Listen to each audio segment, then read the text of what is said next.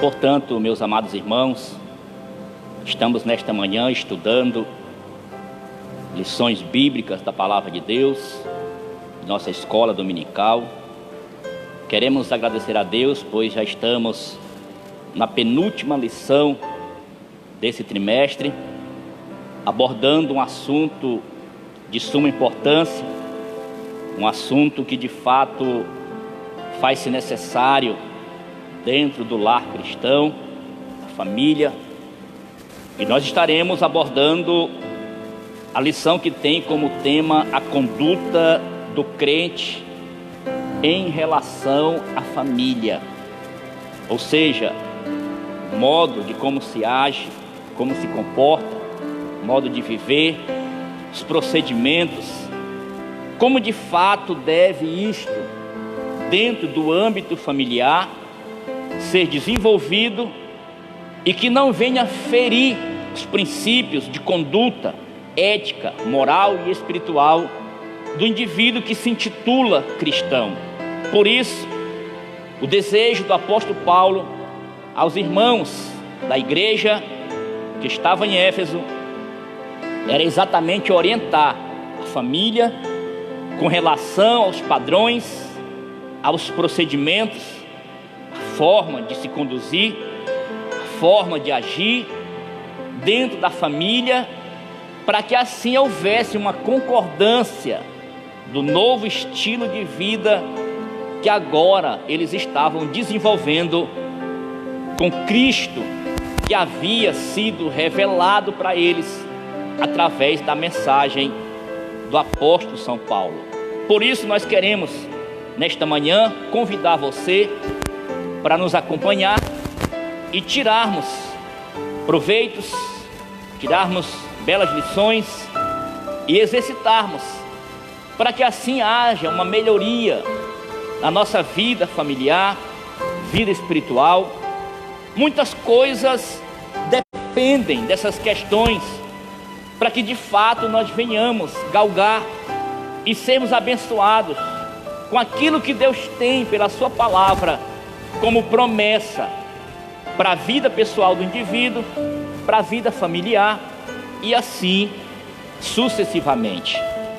Então a introdução desta lição diz assim: na Bíblia, o relacionamento familiar é um projeto divino que pressupõe, ou seja, que é um projeto que considera, que reconhece, que dá validade ao matrimônio monogâmico, ao matrimônio heterossexual e o matrimônio indissolúvel. É essa a visão bíblica com relação ao matrimônio. É esta a visão bíblica com relação ao casamento. Como a Bíblia define e como, já que na Bíblia é a visão de Deus extraída para aqueles que desejam pautar um relacionamento saudável, produtivo, centrado. Então, dentro desse teor, a visão divina com relação ao casamento é que ele seja monogâmico. Uma mulher para um homem para uma mulher. Não cabe um terceiro. A Bíblia diz também que dentro desta visão é necessário considerar que esse casamento seja heterossexual, ou seja, não pode haver a união de casais do mesmo sexo, e sim heterossexual. A mulher é um homem, para o homem é uma mulher, ou seja, dentro do padrão bíblico, o casamento instituído é que o homem se case com sexo oposto e vice-versa. Por isso, segundo a Bíblia, ele deve ser heterossexual. Terceiro, indissolúvel, que não pode se dissolver, não pode se separar, não pode invalidar-se de maneira nenhuma. Então, para se ter um relacionamento familiar, um casamento saudável, é necessário que esses três elementos estejam sendo desenvolvidos dentro deste matrimônio: monogâmico, heterossexual e indissolúvel, segundo Mateus capítulo 19, versículos 4 ao 6 é a confirmação do que está dizendo esta lição. Então, no modelo divino, os membros da família são iguais, porém, cada um desempenha um papel diferente. E nós iremos, nesta lição, ver a conduta requerida por Deus para a família cristã. Qual é o modelo, qual é o modo, qual é a ação, qual é o estilo de vida familiar cristão que a Bíblia exige e que é necessário para que haja o desenvolvimento das bênçãos de Deus, alegria nesta família e a verdadeira felicidade. Está aqui o modo de como o cristão deve conduzir a sua família. Então acompanhe conosco. O primeiro tópico está dizendo que esta conduta com relação à família por parte do crente, do marido, é o tópico de número 1. Nós iremos estudar com você e tirarmos algumas lições de como deve ser a conduta do crente como esposo, como marido, dentro da família. Não esqueça que nós estamos no capítulo 5, já da carta de Paulo aos Efésios, já nos aproximando do final desta carta que, por sinal, muito produtiva. Extraímos muitas lições destas cartas, até porque o Espírito Santo orientou Paulo para assim conduzir esta carta até os irmãos de Éfeso. Então, no capítulo 5, Paulo está enaltecendo o matrimônio. Paulo está elevando este matrimônio ao mais alto patamar, quando ele compara o marido a Cristo, a esposa à igreja. Neste tópico vamos estudar esta semelhança, ou seja, esta analogia que faz referência ao marido. Então, era o nosso desejo nesta manhã que você, que é sacerdote do lar, cristão, ou até nossos amigos, que é simpatizantes da nossa fé, mas que também tem uma família. Você tem um lar, você tem uma esposa, você tem filhos. Então você precisa entender como, de fato, desenvolver os parâmetros, os procedimentos corretos, para que a sua família, esta família, continue intacta, sólida e desenvolvendo, crescendo e sendo abençoada. Então vamos entender qual é o nosso papel, qual é o papel do esposo, qual é o papel do marido na família. O papel do marido como líder do lar, como líder da família. Na Bíblia, a ordem de autoridade é observada do seguinte modo: Deus é o cabeça de Cristo, Cristo é o cabeça do homem e o homem é o cabeça da mulher. Paulo fez isso ao orientar os irmãos de Corinto, na primeira carta do capítulo 11, versículo 3, exatamente orientando aqueles irmãos com relação à sua autoridade, com relação ao seu papel, com relação às suas funções dentro da família. Então, ele escreve aos irmãos de Éfeso, mas também cita algumas orientações que ele deu para outros irmãos de outras cidades, que também eram a igreja do Senhor. Então, a relação dentro do lar é explicada na frase: o marido é a cabeça da mulher, como também Cristo é a cabeça da igreja. Ela mostra o modelo de relacionamento do casamento cristão, ou seja, o marido deve liderar sua casa, do mesmo modo como Cristo lidera a igreja, visando seu absoluto bem-estar.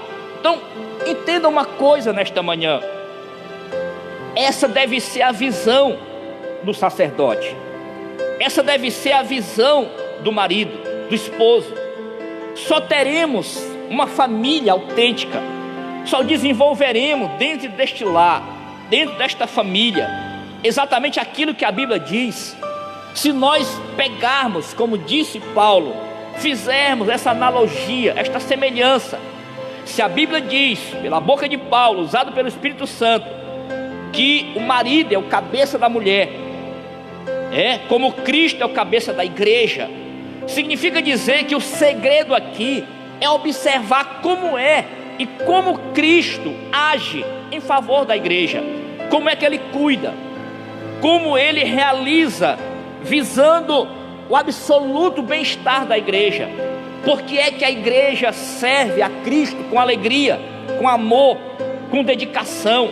O que Jesus realizou para cativar este amor, esse desejo da igreja, cujo papel está cotidianamente no interesse de adorá-lo, de servir, de agradar, de amá-lo, pois é essa a visão bíblica com relação à família, ao esposo. Amar a esposa como Cristo amou a igreja e se entregou por ela. Quando nós descobrirmos isso na sua essência, veremos a diferença. Você vai observar a diferença no relacionamento, no desenvolvimento da família. Por que muitas coisas estão dando errada? Por que as coisas não se ajustam? É porque falta essa concordância de visão, falta essa concordância de pensamento, de atitude, falta essa semelhança, essa analogia. Estamos esquecendo do modelo de Cristo com relação à igreja, e por conta disso, algumas coisas desajustam-se na família e podemos procurar várias direções e não encontraremos o ponto certo, porque o ponto está aqui: amar como Cristo amou a igreja, visando o seu bem-estar no sentido absoluto. Aqui é necessário ressaltar uma questão muito importante. O movimento feminista com seu viés neomarxista, ou seja, com uma visão totalmente distorcida, uma ideologia diferente, antibíblica, considera esse modelo de família como sistema opressor do homem contra a mulher. Ao contrário desse falacioso discurso, na Bíblia, o modelo cristão está fundado no amor e no respeito mútuo do casal. Então, você percebe alguns movimentos aí, principalmente esse movimento com uma direção errada, com pensamento contrário, com segmentos contrários, com uma linha distorcida, uma ideologia antibíblica e antifamiliar, e vem ganhando espaço, procurando pessoas que de fato está com o psicológico voltado, perturbado, porque não é impossível alguém viver harmoniosamente sem estar incluído na família. A família é algo instituído por Deus, é indissolúvel. Deus constituiu a família. É impossível o homem viver feliz estando separado de família. Mas há movimentos que distorcem isso, que têm uma visão diferente. E lá no íntimo, o que é que se observa? O que é que se observa nesses movimentos? Principalmente porque se apoia em ideologias, principalmente essa ideologia marxista, que tem um pensamento descompromissado de família, de filhos, de educação familiar, de disciplina familiar. Mas no final, essas pessoas têm ausência de Deus. Essas pessoas têm ausência da verdadeira felicidade. Então esses movimentos mais promovem discussões que trazem prejuízos, porque o logo, até enfeitado, porque quer independência, no logo demonstram apoio, neste mesmo logo defendem certas coisas, mas na prática é totalmente o contrário. Ou seja, é as ações que não condizem com a palavra, com a marca, com o figurino, então descaracteriza. Então é um movimento que mais traz prejuízos terríveis do que benefícios. E esta visão ideológica, esta linha deste movimento que é realizado, não tem pauta bíblica, porque fere o princípio de Deus ao constituir a família, uma família monogâmica, uma família heterossexual e uma família indissolúvel. dentro deste matrimônio. Então não é esta a visão bíblica que andam pregando aí fora, desfazendo deste laço, desta harmonia, desfazendo desta união. Pelo contrário, fere, porque este modelo é exatamente o mesmo modelo de relacionamento de Cristo com a igreja. O amor como elemento primordial. O marido, além de liderar, deve também amar sua esposa, assim como Cristo amou a igreja. Isto implica a prática de sacrifício, como diz as Escrituras, versículo 25, parte B do capítulo 5. Cristo amou a igreja e a si mesmo se entregou por ela. Ou seja, o amor desse Cristo para com a igreja foi altruísta, foi uma entrega voluntária, uma entrega verdadeira, uma decisão tomada pelo sentimento de amor.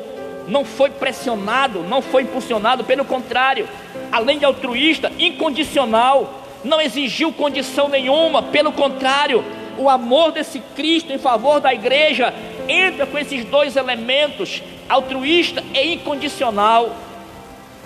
Este é o amor verdadeiro. Não exigiu condições, não exigiu troca, pelo contrário. Então você percebe que o interesse do apóstolo Paulo, movido pelo Espírito do Senhor, é que a família desfrute da verdadeira felicidade. Quem sabe hoje o desempenho, a desenvoltura desta felicidade está marcada e pautada por alguma coisa que foi conquistada. Significa dizer que quando isso acabar, quando isso que foi conquistado se desfizer, logo então essa felicidade vai embora, porque ela está exatamente como resultado de algo materialmente falando conquistado. Mas quando esta felicidade ela provém, tem princípio no verdadeiro amor, no amor que foi gerado pelo Espírito de Deus, este matrimônio sobrevive a qualquer tempestade, ele sobrevive a qualquer circunstância, ele sobrevive a qualquer ações e reações contrárias. Ele sobrevive porque ele foi fortalecido, teve princípio no amor verdadeiro. É este o nosso desejo para as famílias desta cidade, para as famílias que estão nos assistindo. Viver bem, desfrutar, ter prazer em conquistar uma família que Deus nos deu, te deu, e reconhecer que esta família é o maior patrimônio, é o maior bem, é a maior riqueza que um ser humano pode ter.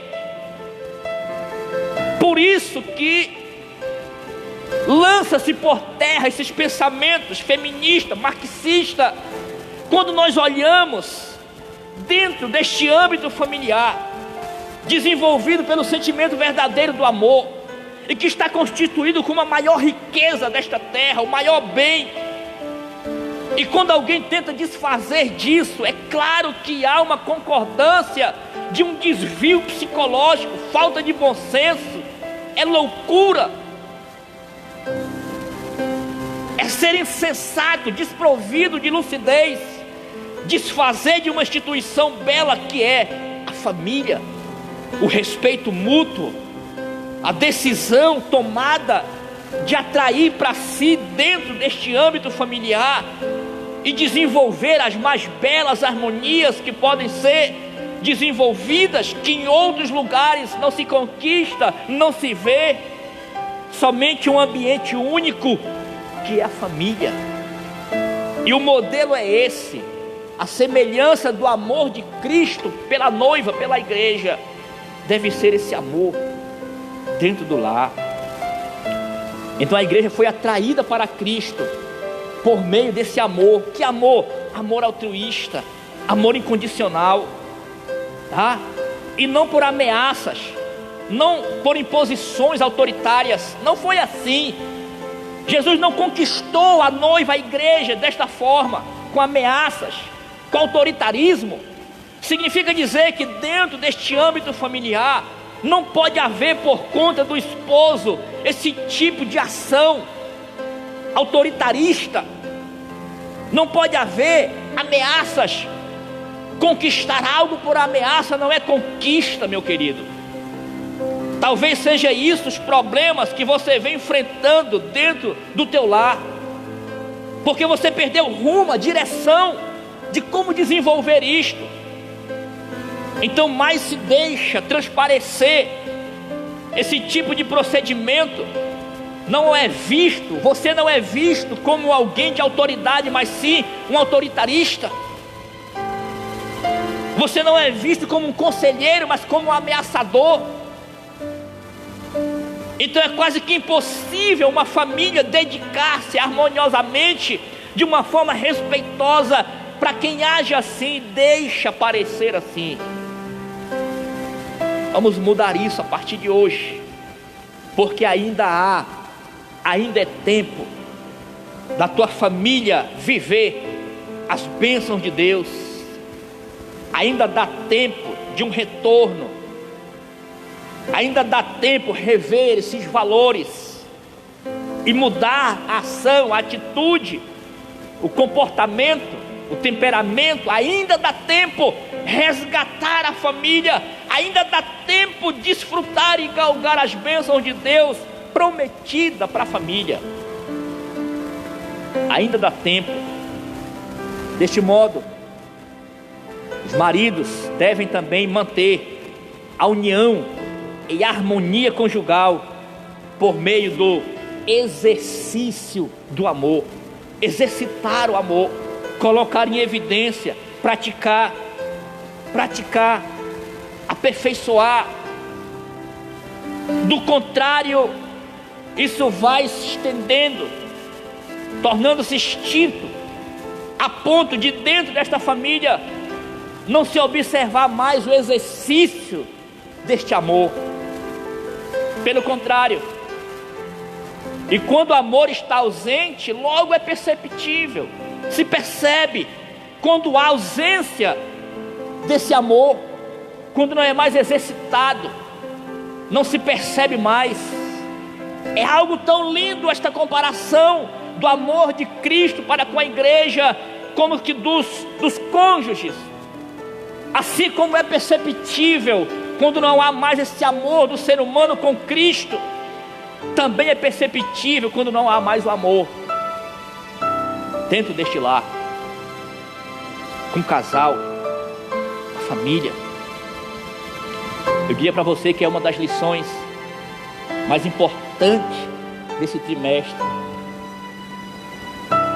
esta forma de agir, de nos conduzirmos dentro da família. Por isso o tópico de número 1 está falando da conduta do marido crente dentro do lar, o papel dele como líder de família, o amor como um elemento primordial. Não pode de maneira nenhuma esse amor estar ausente, e o cuidado dele com a esposa. Sabe por que a igreja ama? Sabe por que a igreja adora? Sabe por que a igreja tem sentimento pelo noivo, por Cristo? Porque ela sente os cuidados dele com relação a ela, a igreja, a noiva. Isso deve ser exercitado dentro da família. A esposa deve ter sentimento de segurança ao olhar a figura do esposo dentro da família. Que o marido deve dar atenção à sua mulher, do mesmo modo que atenta para consigo mesmo. Isso implica proteger a esposa e prover-lhe uma vida digna. E essas ações de cuidados não estão limitadas apenas nas provisões materiais,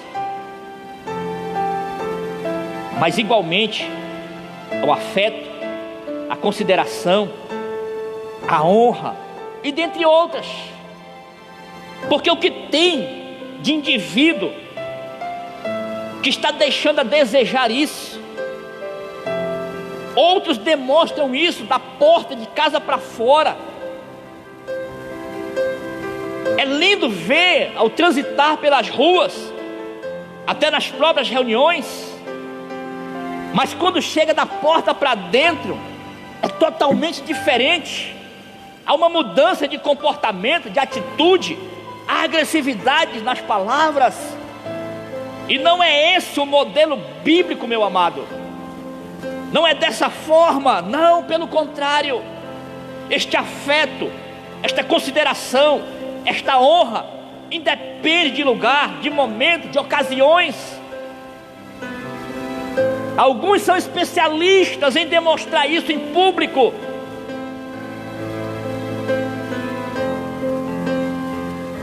Mas quando chega em casa a coisa muda. Não é esse o modelo bíblico, de maneira nenhuma. Essa demonstração de amor deve ser sincera, tanto em público quanto em particular. Para que enfeitar tanto lá fora, se lá dentro ela não desfruta daquilo que você disse lá fora, em público? Para que haja uma permanência dentro deste ambiente, para que haja uma permanência desse amor desenvolvido, é necessário este afeto, esta consideração, esta valorização. Valorizá-la, porque é ela que está ali 24 horas, nos momentos bons, nos momentos difíceis. Dá valor. Esse é o caminho que muitas das vezes nós falhamos. Muitas das vezes tomamos outros rumos e decepcionamos em algumas áreas deste relacionamento. Mas este é o modelo. Este é o modelo. O modelo bíblico do esposo, do homem. Dar atenção, cuidar. É responsabilidade dele. Deus não delegou para a mulher, para filhos. A responsabilidade é dele, é do homem, é do sacerdote, é do chefe, é do líder da família. Deus vai prestar conta, é conosco. É conosco que Ele vai prestar conta do nosso lar, da nossa família. Foi assim desde o princípio, desde o primeiro casal.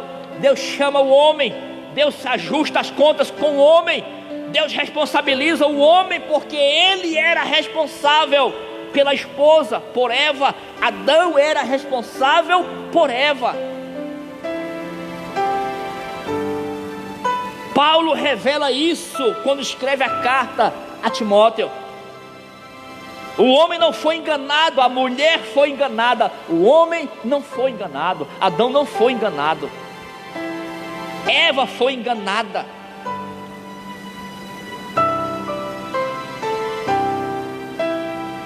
Tópico de número 2: a conduta da crente como esposa. Qual é o papel da esposa? Ela está de fato atendendo, ela está de fato agindo, ela está permitindo a liderança masculina dentro de casa? É ele quem manda lá na casa? É o esposo quem age? É ele quem toma as decisões? Qual é o papel feminino? Qual é o papel da esposa no âmbito familiar? Está aqui no tópico de número 2. De acordo com a analogia paulina, aquilo que Paulo assemelhou Cristo com a igreja, o esposo com a esposa, com relação ao matrimônio, a mulher casada é comparada à igreja de Cristo. Nesse ponto, veremos a conduta requerida da esposa cristã, como ela deve se proceder dentro do lar. E uma das orientações de Paulo é que ela seja submissa ao esposo. Um problema talvez aqui que seja divisor é que pelo esposo não saber definir o que é submissão, esteja exigindo da esposa algo que não é bíblico. Então está aqui o conceito de submissão. Vamos ver o que a Bíblia fala de submissão, o que de fato é submissão. Que tem uma diferença muito grande de submissão para escravidão, humilhação, cabresto. Não é isso que a Bíblia fala quando usa essa palavra submissão com relação à esposa para o marido. Está aqui o conceito de submissão. As Escrituras ensinam a sujeição de uns aos outros no temor do Senhor. Nessa perspectiva, alguns exemplos de submissão são apresentados das esposas aos seus maridos, no versículo 22, dos filhos para com os pais, dos servos para com seus senhores. No caso da esposa, a submissão deve ser assim como a igreja está sujeita a Cristo, a esposa deve estar submissa ao esposo, ao marido. Então veja bem, meu amado, como é que Cristo requer submissão da igreja para com ele? É sob pressão? Jesus exige pressão da igreja, da noiva, com relação à obediência a ele? Pelo contrário, esta obediência Jesus conquistou amando a igreja. Da mesma forma, a esposa cristã, se há uma evidência demonstrativa de submissão para com o marido, é porque ela está correspondendo ao teu sentimento para com ela. Se há uma dificuldade de submissão, de obediência da esposa para com o esposo, muda o quadro, porque ele pode estar dando contribuição para que isso ocorra. Jesus falhou com a igreja? Não. Jesus deixou a desejar? Não. A igreja ama a Cristo de uma forma voluntária e dedicada? Sim. Então Paulo está dizendo que o amor da esposa, o sentimento, a submissão da esposa, a obediência da esposa com o marido deve ser da mesma forma como a igreja é obediente e submissa a Cristo. Então vamos pegar aqui, a igreja ama obedecer a Cristo, a igreja tem prazer em obedecer a Cristo, a igreja tem prazer em se submeter a Cristo. Por quê? Porque ela vê Cristo como uma figura excelente no sentido de amar, de cuidar, de zelar. Para que haja essa submissão da esposa cristã para com o marido, ela precisa ver nele isso, um desejo absoluto de cuidar, de demonstrar afeto para ela, de considerá-la, de honrá-la, de valorizá-la. Aí sim teremos essa submissão das esposas. Do contrário, vai entrar aquela outra parte indesejada, antibíblica. Como não conquistou a submissão, a obediência pelo sentimento, ameaça, engrossa a voz de autoritarista. E não é assim que se conquista. Pelo contrário. Portanto, aqui não se trata de uma sujeição irracional.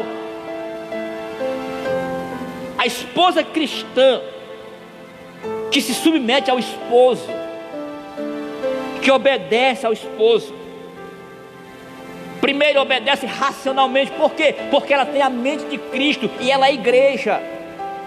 Ela desenvolve esse sentimento com Cristo. Ela tem desejo, ela ama Cristo e ela obedece a Ele, ela se submete a Ele. Então, quando ela vê no esposo semelhança como de Cristo, ela não tem dificuldade em obedecer ao esposo, porque ela é submissa a Cristo. Ela é submissa a Cristo. Então ela não tem dificuldade em se submeter ao esposo, se ele estiver na mesma figura que Cristo. Então significa dizer, meu querido, que se há essa dificuldade, você não está parecendo com Cristo.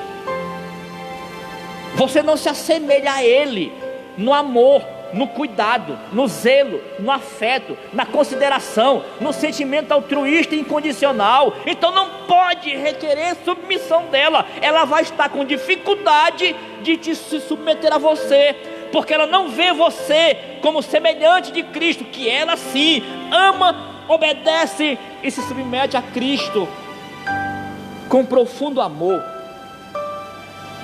com prazer. Com prazer. Não é uma sujeição irracional, é racional, porque ela entende, ela sabe o que é se submeter, porque ela se submete a Cristo, que é o dono dela, da igreja, certo?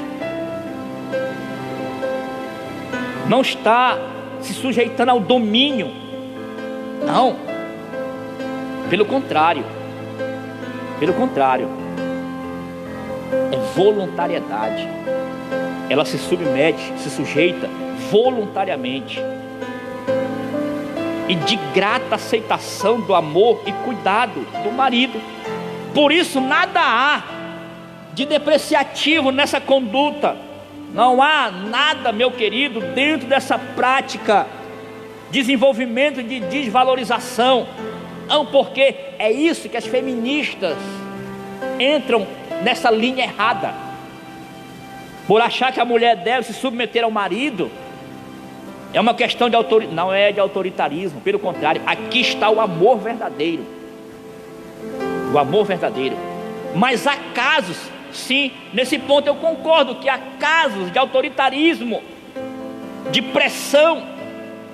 Mas eu estou falando e usando a Bíblia e mostrando o caminho, o verdadeiro caminho de um desenvolvimento harmonioso familiar.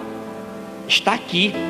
É exatamente para quebrar esse péssimo, errado e maligno conceito de submissão, de chefe do lar, de autoridade da família. Autoridade é uma coisa, autoritarismo é outra coisa, que não é isso que a Bíblia prega. Autoritarismo, prega autoridade. E a esposa precisa ver isso, mas para ela ver isso, alguém precisa mostrar, e esse alguém é o esposo. Retrata o alto nível de relacionamento entre Cristo e sua amada igreja. Quando ocorre isso dentro da família, no casal, quando há essa relação mútua de respeito, de submissão, de obediência, retrata o nível de relacionamento entre Cristo e a sua amada igreja. Então, se o meu grau de relacionamento com a esposa estiver bem, significa dizer que como igreja também estamos bem. Agora, se o teu nível de relacionamento familiar está um caos, você está correndo um sério risco como igreja, como instituição divina. E tudo desanda. As tuas orações não são respondidas quando há esse rompimento, quando há esse problema familiar. Porque não é isso que ocorre quando ambos são unidos, tornam-se uma só carne. E quando isso entra em desacordo, há muitos impedimentos. Muitos impedimentos. Que quem sabe não é isto que está acontecendo na tua família, no teu lar. E você olha os relacionamentos externos, faz comparações com o teu, e você vê que está em péssimas condições este relacionamento, e precisa ser ajustado, para que haja, como eu disse no início da minha fala, as bênçãos de Deus realmente desfrutadas nesta família. Então a condição da mulher cristã, principalmente na cultura judaica, olha como era a condição da mulher, tanto na cultura judaica como na cultura romana. Por isso que o apóstolo Paulo está aconselhando os esposos e as esposas na igreja que estava em Éfeso, porque Éfeso também tinha um retrato péssimo da conduta da esposa com relação à família. Era desvalorizada na conduta, no estilo romano, na cultura romana. Era até permitido o esposo negociar, vender filhos, a esposa. Mas quando nós pegamos a Bíblia, quando nós observamos Paulo falando da mulher cristã, que ela não é mais escrava, Jesus demonstrou isso com a mulher samaritana, e Paulo está novamente dando teor a isso. A mulher cristã agora desfruta de plena liberdade em Cristo e não está sujeita a nenhum sistema de escravidão, como na época a mulher era desvalorizada na cultura romana, na cultura judaica. Mas não é esse o modelo. O modelo é exatamente o mesmo modelo como Cristo ama a igreja, o mesmo valor que a igreja tem para Cristo, a esposa também deve ter para o esposo. Jesus quebrou esses paradigmas, esses exemplos dessa cultura que de fato trazia uma péssima atitude e visão com relação à mulher, discriminando ela, subjugando ela, desvalorizando ela. Não é assim o modelo bíblico para a esposa. Da mesma forma como Cristo ama a igreja, valoriza ela, a mulher cristã tem esse valor. A reverência devida ao marido, o amor do marido para com a esposa, como já falamos, deve ser altruísta, deve ser altaneiro, elevado, um amor sobreexcelente. Esse amor serve ao propósito divino de capacitar a esposa a ser recíproca, ou seja, corresponder mutuamente ao esposo. O homem que assim se porta coopera para que a esposa também o ame, reverencie, obedeça. Essa reverência consiste em estima, respeito para com o marido. Denote o sentimento que conduz a esposa a agir de modo a agradar o seu marido. Essa postura é demonstrada quando ela o apoia, ajuda em suas tarefas de liderar. Significa que a esposa participa das decisões em família, porém não procede como opositora, nem desautoriza a autoridade do seu marido. Pois é, meu amado, o fato da esposa ser submissa ao marido não significa dizer que ela não pode opinar em nada. Pelo contrário, a participação da esposa em muitas decisões deve ser vista de uma forma pensada, porque geralmente há momentos que o esposo está explosivo e ela muitas das vezes tem a palavra certa para orientar. Não está dizendo aqui que todas as decisões que você tomar, você não deve participar para a esposa. Não, pelo contrário, ela deve ter participação. E muitas serão as vezes que o conselho dela vai fazer você mudar de atitude.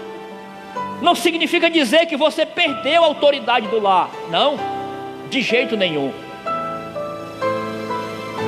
Muitos perderam, muitos deixaram de ganhar por conta disso. Não deram ouvido à esposa, por achar que é sinal de fraqueza, de perda de autoridade, quando na verdade não é.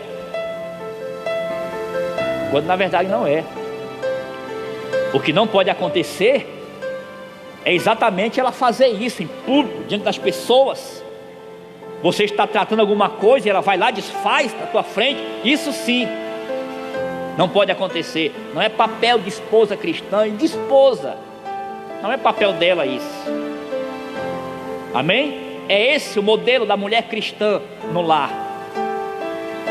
Contribuir contribuir para que haja crescimento, desenvolvimento nesta família, agindo desta forma, fazendo o papel, vai de fato acrescentar muito nesta família. Estaremos já quase finalizando, pegando o terceiro tópico, vai falar da conduta do crente como filho. Filho, qual é a participação do filho? Qual é a responsabilidade dos pais para com os filhos? Está aqui, amados irmãos, um dos problemas que vem afetando esta geração é exatamente o desespero da família com relação aos filhos, problemas familiares, que hoje há amargura, sentimento de tristeza, de perdas por conta disso. Está aqui o modelo, versículo 4, parte B do versículo 4 do capítulo 6 da carta aos Efésios. Os pais devem criar seus filhos na doutrina e admoestação do Senhor. Então o conselho bíblico, meu amado, para esta família estar bem estruturada, é usar a Bíblia como manual de regra, de instrução, de disciplina, de exercício. Aquela frase em dizer que a vida vai ensinar é uma frase antibíblica que tem procedência maligna, porque não é o mundo que tem de ensinar nossos filhos, somos nós. E usando a Bíblia, a doutrina, admoestando, aconselhando eles no temor do Senhor. A palavra doutrina ou disciplina significa desenvolvimento do caráter e pronta obediência das normas. Já a palavra admoestação quer dizer instrução ou advertência que faculta a distinção entre o bem e o mal. Então vai aqui um conselho para nós pais, e eu quero mais uma vez esclarecer uma forma errada que muitos estão usando com relação ao texto de Provérbios 22:6. Além dessas exortações, cabe aos pais, escute bem, estabelecer os princípios, as regras. Escute bem, não é a igreja, está me ouvindo? Não é a igreja, não é o Estado, não são as instituições que devem estabelecer parâmetros, princípios, regras para os filhos. Não são elas, não é a igreja, não é o Estado, não são instituições, não são eles, são os pais. São os pais, somos nós os responsáveis para gerar neles um caráter, comportamento de cidadãos, tanto da terra como do céu. Os critérios para impor estas regras, esses princípios dessa educação estão na palavra de Deus. Provérbios 22:6. Ensina a criança no caminho que deve andar, e quando envelhecer não se desviará dele. Chega a dizer uma coisa aqui para você. Você acha que esse texto que Salomão está dizendo é exatamente isso? Pegar meu filho, trazer para a igreja todos os cultos, você acha que é isso? Não é. Você sabia que esse versículo número 6 de Provérbio, ele não é promessa. Não é promessa. Provérbio 22:6 não é promessa, é princípio. Porque se fosse promessa, já havia falhado. Porque muitos filhos foram criados na igreja, morreram distanciados dos caminhos do Senhor. Logo, portanto, se fosse promessa, estaria como falha nesse texto. Mas Provérbio 22:6 é princípio de regras, de parâmetros que eu e você, como pai, temos responsabilidade de gerar em nossos filhos esse caráter, esta conduta, este comportamento, porque é princípio. Ou seja, tu quer gerar o princípio da honestidade no teu filho, então seja honesto, viva em honestidade, ensina a ele que há uma probabilidade muito grande dele ser uma pessoa honesta. É princípio, não é promessa. Há outros que usam a frase: olha meu filho, faça o que eu digo, mas não faça o que eu faço. Não funciona. O que funciona é princípio. Diga para ele que a vida honesta é necessário, e ele vai ver em você honestidade e vai seguir este caminho.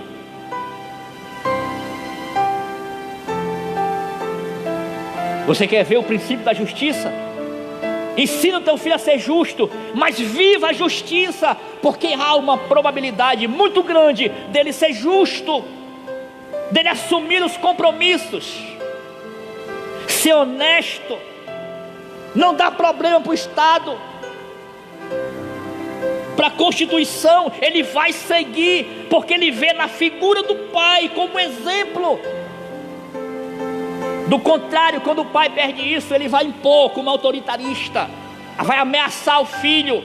E não é esse o princípio bíblico. O princípio é: ensina a criança o caminho que deve andar. Qual é o caminho que a igreja anda? Qual é o caminho da honestidade? Qual é o caminho da justiça, da retidão? Ensina a ele estes princípios, e você vai estar educando alguém de um caráter, preparando para uma geração onde está uma mudança, uma substituição, troca de valores.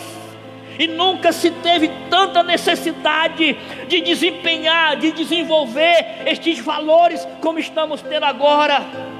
Estão querendo mergulhar, afundar, neutralizar estes valores. Mas tem uma igreja nesta terra que prima pelos valores éticos, morais e espirituais.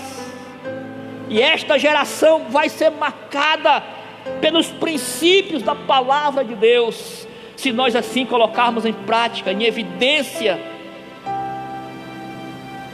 Do contrário, corremos o risco de perder nossos filhos para o mundo, para as drogas, para a prostituição. Outros já estão indo nas FEBEMs, nos centros de recuperações para drogado, visitar os filhos. Mas ainda dá tempo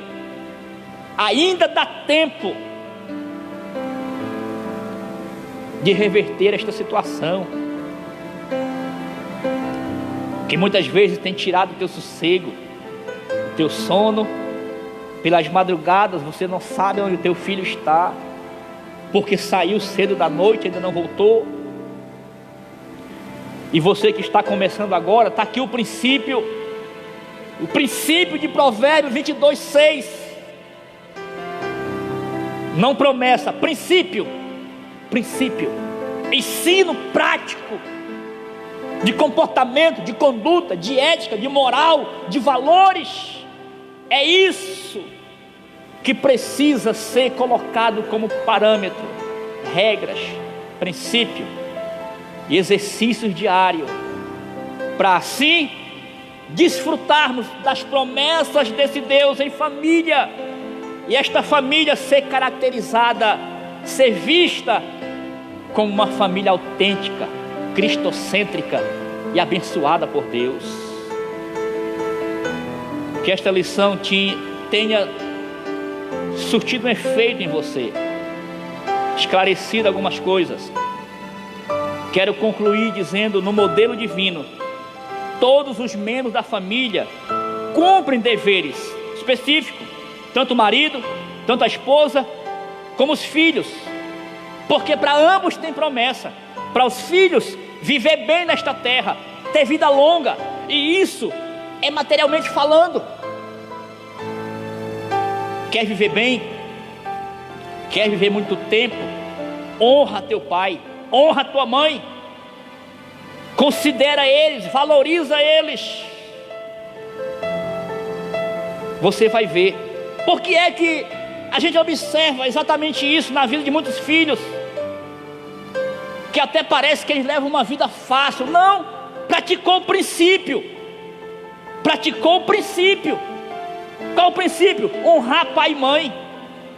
Teve um casamento feliz, vida longa, vida abençoada. Por quê? Porque praticou o princípio. Essa é a receita. Exercitar, praticar princípio. Deus não muda princípio. Deus não muda princípio. Então a conclusão diz: para os que cumprem deveres específicos, o marido tem o dever de liderar a sua esposa, a esposa o dever de submeter-se e respeitar a liderança de seu marido, aos pais o dever de educar seus filhos segundo as escrituras, aos filhos o dever de obedecer e honrar seus pais. Assim, o amor, o respeito mútuo e a propriedade, a prosperidade fazem parte da família que se porta conforme Deus planejou. Então é esse, meu amado, o modelo que é o nosso desejo. Jesus nos dê sua graça, sua bênção, para assim exercermos na nossa família, porque ela, como eu disse, foi o maior bem que Jesus nos deu. Foi a nossa família, o nosso lar, nossa esposa, nossos filhos. Então vamos cuidar, porque é responsabilidade nossa. Deus abençoe você, Deus abençoe sua família, no nome de Jesus.